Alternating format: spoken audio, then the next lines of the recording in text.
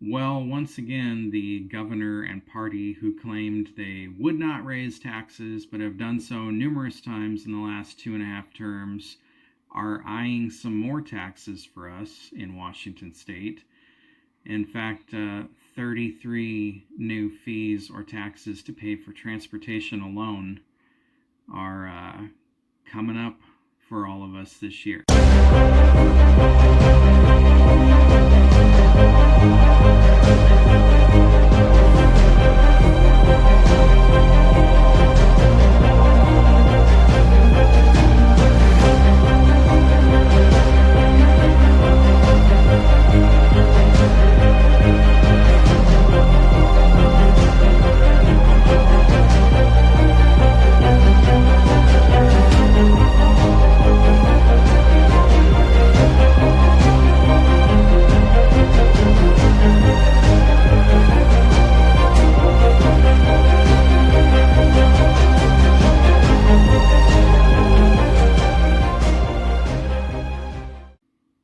This is John Washington from Behind the Line, and I'm reporting for Net News Network. So Governor Inslee has already proposed the largest budget in the history of Washington for the 2021 to 23 cycle. And now they're looking at more fees to pay for their transportation wish list. Legislators have drawn up a menu of 33 tax and fee increases under the proposed 16-year Forward Washington plan, updated last week by the Senate Transportation Committee Chair Steve Hobbs, a Democrat out of Lake Stevens. That way, perhaps no single cost will provoke enough public fury to torpedo the plan. This is in a report from the Seattle Times. He stated, nobody likes to be taxed, but we also want to make this fair as we spread it across different sectors. His approach holds direct gas tax hikes to 9.8 cents per gallon. Washington already is number 4 in the nation for gas tax, but after these taxes go into effect and the new carbon taxes that the governor just implemented, Washington, will have the highest gas tax in the country, surpassing California.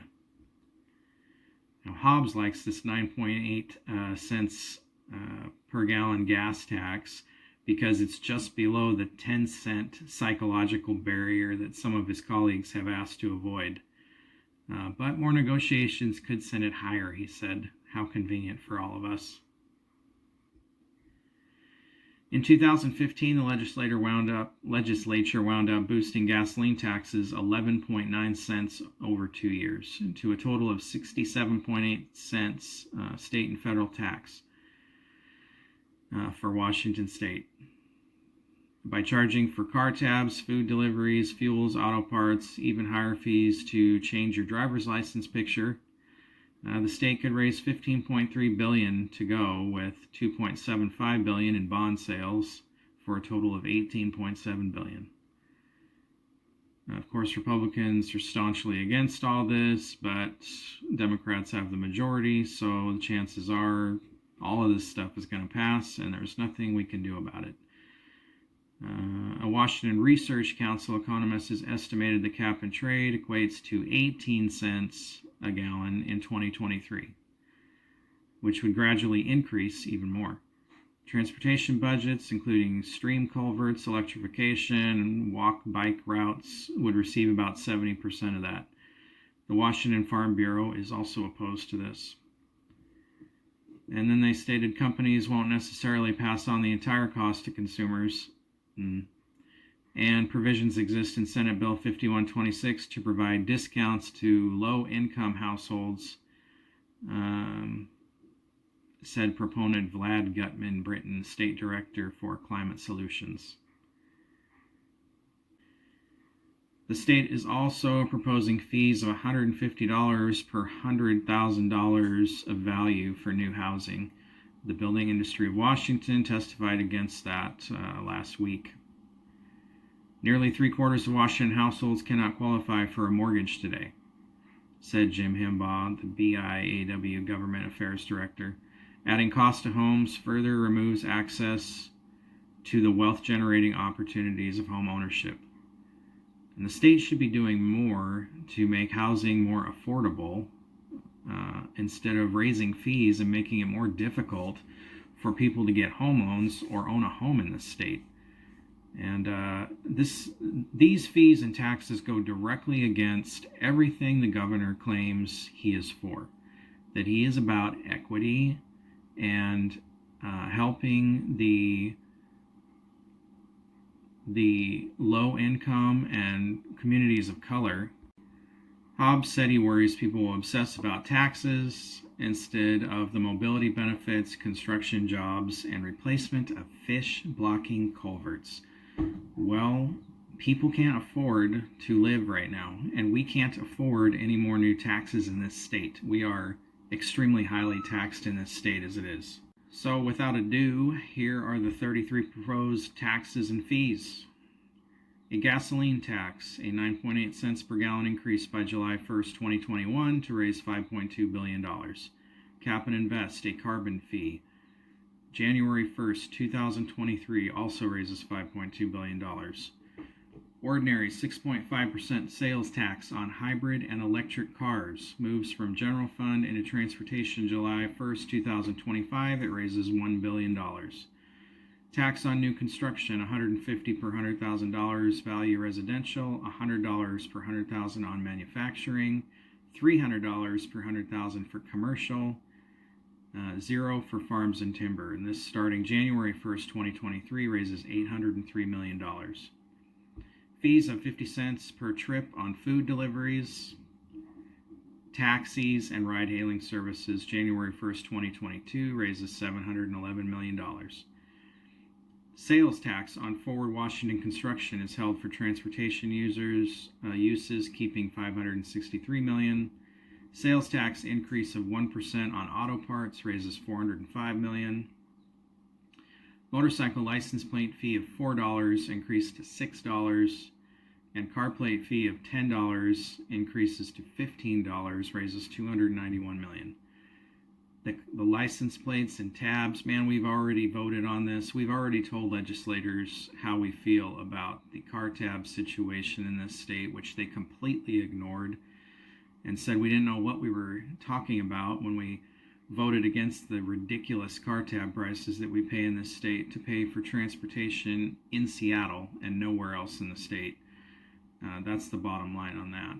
And now they want to raise fees for the license plate itself and continue to make us pay those high car tab fees that we have voted against multiple times. But every time we get shot down.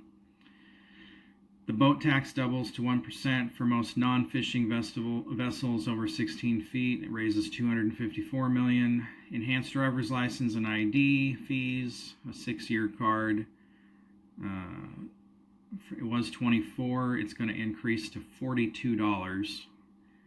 That raises $142 million.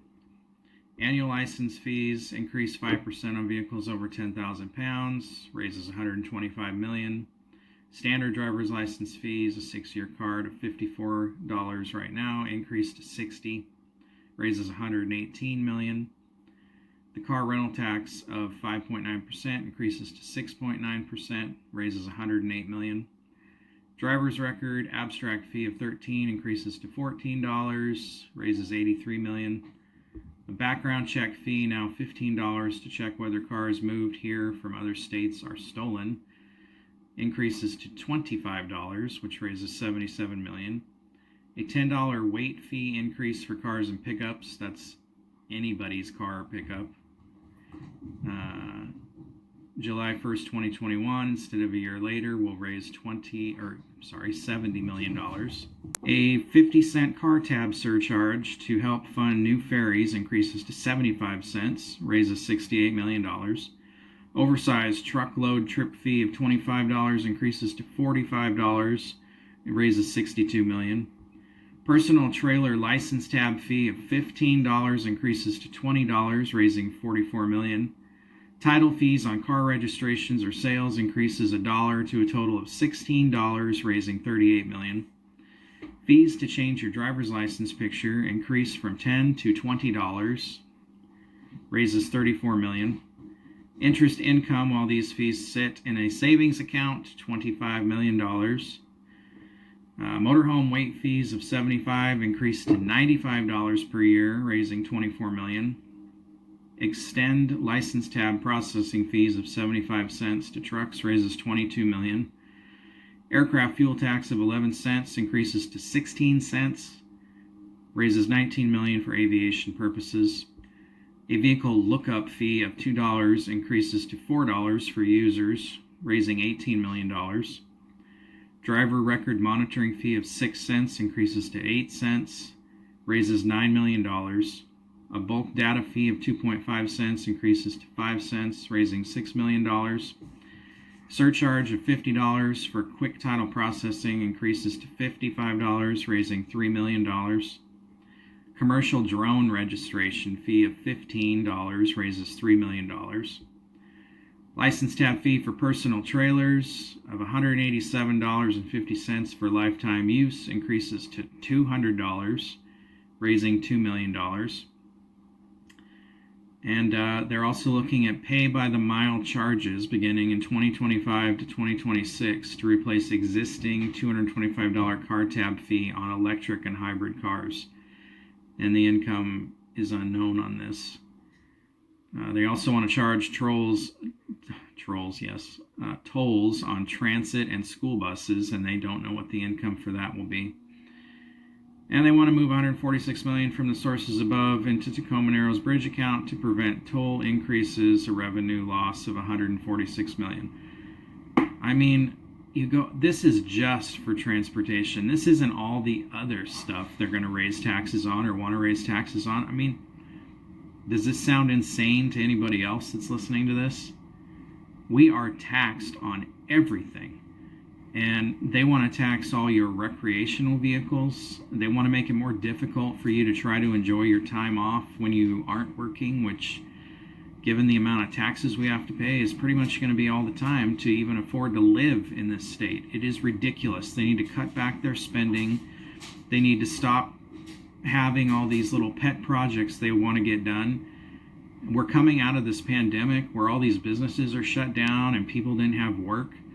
And now they want to just go for the broke and hit us with every tax possible, every possible thing they can tax us on to make as much money as possible. To do what with?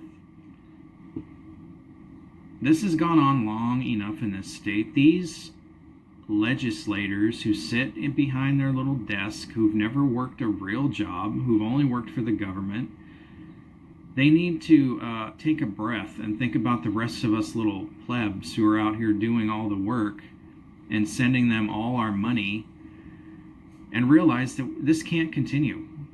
And they all claim to be so worried about equity and fairness and people of color and low-income communities. And who do you think all these fees are going to hurt the most?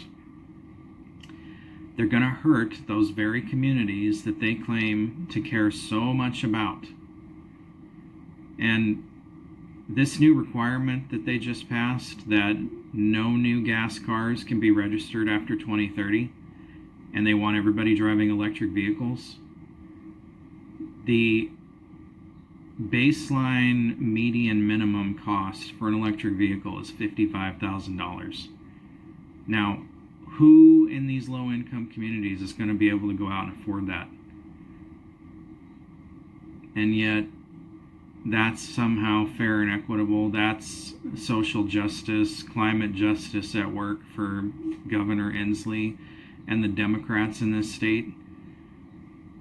These taxes are job killers. They're preventing people from buying homes or cars or being able to drive, commute to work.